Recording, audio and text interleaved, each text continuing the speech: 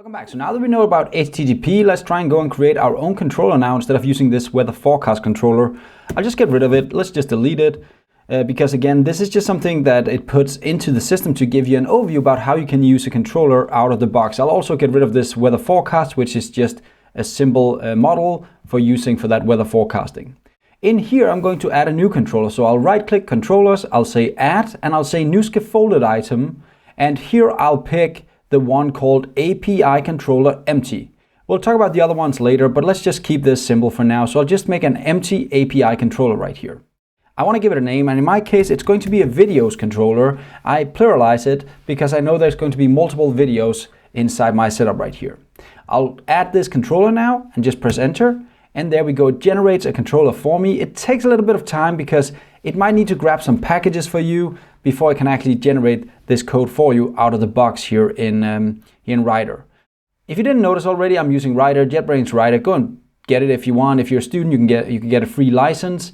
If you're working, it's still as cheap at least as Visual Studio with add-ons. So go and get it if you want to. Or else you can just use Visual Studio or Visual Studio Code to do the same thing.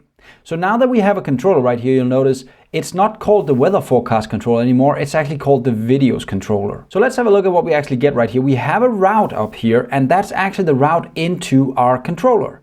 Now notice before the route, let me just type it in here. There will be something like localhost right now, and in our case 5100 /. So this part we don't have to type in because that's actually our server that has this route right here. So that's the to address if we're talking about the request again. But when we hit the server address, then we need to go to /API/ and then this weird square bracket controller thing that Microsoft built for us. What it actually means is just you're going to take the name of the class and remove the controller right here, and then this will be your route. So actually this will be our route in order to get to this controller right here. The route, the server name /API/videos, and then we will hit this exact class right here in our code. If we had an app controller, let's just make one more right here just to show you and make a owner controller right here because we'll use that later. So we have multiple controllers. They would have different routes, of course, or else I wouldn't know what code I would end up with whenever I do a request. So in this case, since it says owner controller, I would actually get the owner in here like this. So I would say localhost /API/owner in order to get to this controller. But again, with these square brackets right here and controller, it would know just to take the first part of the name of the class and put in there automatically. Which one way you use is really up to you, but I like the syntax where it just figures out from the name what controller to actually use. But again, now I have my videos controller, and let's just undo this so it puts the square brackets back, and there we go. Now it knows what route to actually hit. Another thing is it's an API controller, pretty much meaning that I get some functionality that I need in order to work with this setup right here. And that means that behind the scenes, the .NET framework will do a lot of work for me and make the web API very easy to get started with. The final thing you should notice is I'm actually extending controller base. Again, that gives me a lot of free methods and control when we're actually going to start working with this setup right here. But that's all I had to do in order to generate a new controller. Now, if I try to run this now, Swagger will actually complain because there's not a GET request in here yet. So let's just make one. I'll just make a very simple HTTP GET. And again, notice this is the method type of the controller, right? So I need to know what method, whenever I make a request to this backend, what method should I actually call? And let's just make one right here and just return a string. No, let's actually just return a video for now. And let's just say, call it get, just to kind of have a name for it.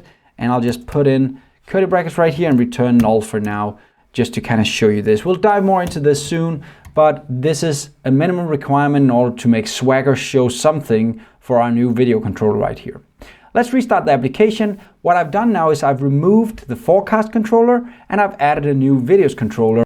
So let's try and see if this runs now. What I've done is I've removed the forecast controller and I've added a videos controller that's going to be working with our videos in our system. If I just refresh the page right here, you'll notice here is the new GET request /API/videos. I'll just try it out right here and do an execute, and you'll notice I'm going to localhost, meaning the server name, /API/videos, and automatically by doing that, I'll actually get a request back saying, in my case, 204, probably meaning that it went okay, but there's no content there, and that's because right now I'm just returning null. Okay, so that's how it works. Let me actually put a breakpoint here and restart the application one more time just to show you that it actually hits this specific method right here because it's sending a GET request.